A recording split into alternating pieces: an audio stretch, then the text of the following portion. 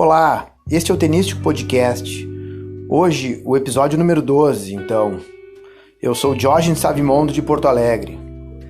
Falaremos então dos campeões do Masters 1000, tanto no masculino quanto no feminino, e também faremos alguns comentários sobre Roland Garros, o grande torneio Roland Garros, o segundo Grand Slam da temporada que está iniciando domingo que vem.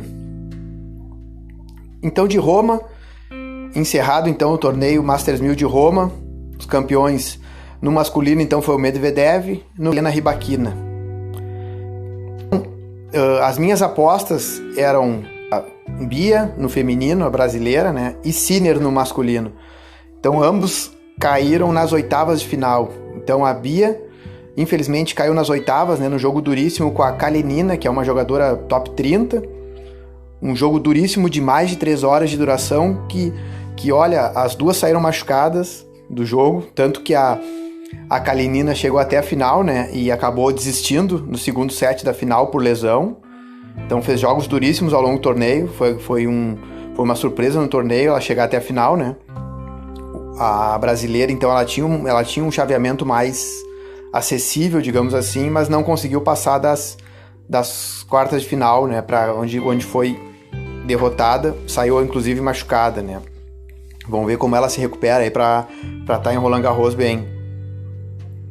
Então, o grande destaque do feminino foi a campeã, né, a Rybakina, que é uma jogadora, olha, tá abaixo somente da Sabalenka e da Iga Swiatek, né, porque ela é uma jogadora que ganhou o Wimbledon ano passado, uma jogadora que tem Grand Slam, já ganhou torneio na grama, nas quadras rápidas e agora no saibro. Então uma jogadora versátil, vai jogar bem em todas as superfícies, né? Inclusive esse ano já tem um Masters 1000, foi o Indian Wells que ela ganhou também, né? No masculino, então, o grande campeão Medvedev, né? O primeiro título grande dele em saibro, um jogador que fala frequentemente que não é o piso preferido dele, né? O que de certo modo é estranho, né? Porque o jogo dele é um jogo também que encaixa bem com o saibro, né? Porque é um jogador de muita troca de bola, muita solidez na linha de base lá, joga atrás da linha de base, tem os golpes bem fluidos, assim, né? Consegue ter potência lá do fundo de quadra, né? Atrás da linha de base. Então, um jogador que tem os grandes títulos nas quadras rápidas, né? Mas se ele quisesse um pouquinho mais, ele ia conseguir mais sucesso no saibro também, né? Inclusive agora ganhou Roma e já é um dos favoritos para Roland Garros, né? Tá entre os 3, 4 favoritos pro título de Roland Garros, né? Com a desistência do Nadal, que falaremos a seguir. Então, um outro destaque desse torneio, né? No masculino foi o retorno em bom nível do Casper, né? Um jogador também que se adapta bem a esse tipo de quadra, né? Um jogador pro saibro que tem grandes possibilidades de ir bem nos torneios, né? E destacamos também, então, a questão do Djokovic. Foi derrotado de novo pro Holger Rune, que foi o vice-campeão, e vamos ver como ele vai agora para Roland Garros, né? Aparentemente não apresentou nenhuma questão física, foi derrotado na bola mesmo, mas a gente sabe que o Djokovic é um jogador que, principalmente agora, né, depois de uma certa idade, é um jogador que valoriza muito mais os Grand Slam, né? Se prepara, usa os outros torneios para preparação mesmo para os Grand Slam. Então ele chega voando em 5 sets. Em 5 sets o buraco é mais embaixo, né? Todos esses jogadores aí que estão surgindo, eles não têm grande experiência, não têm grande bagagem em 5 sets, né? Então são jogos que tu tem grande tempo de recuperação, perde 1, 2 sets, tu tem todo um jogo ainda para trabalhar com calma e para reverter situações, né? Então o Djokovic é um jogador que leva muita vantagem em relação a isso, porque tem muita bagagem, sei lá quantos jogos de 5 sets na carreira, né? E os outros que estão surgindo, o próprio Alcaraz, que inclusive já ganhou o Grand Slam, mas não tem tanto, né? Não tem todo esse currículo em jogos de 5 sets, né? Jogos duros, jogos longos. Então, por isso, o Djokovic segue como um favorito para Roland Garros, né? O Medvedev é um jogador que já tem um pouco mais dessa bagagem, né? Vamos ver como eles saem, né? Então, ainda antes de Roland Garros, então, teremos alguns torneios essa semana, tanto WTA quanto ATP, né? WTA tem Estrasburgo, em Marrocos, torneios menores, né? E ATP tem Genebra e Lyon, que são torneios 250.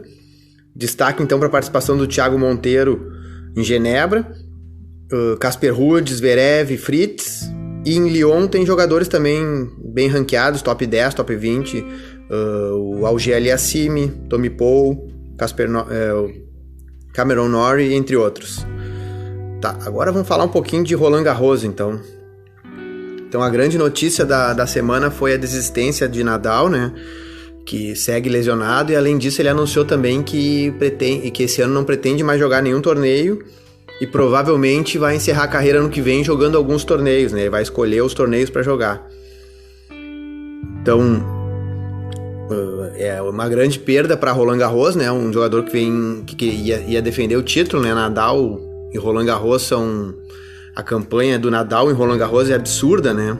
Em 17 anos ganhou 14 vezes, 98% de aproveitamento, 3 derrotas apenas em 17 anos, né? Mais de 100 vitórias.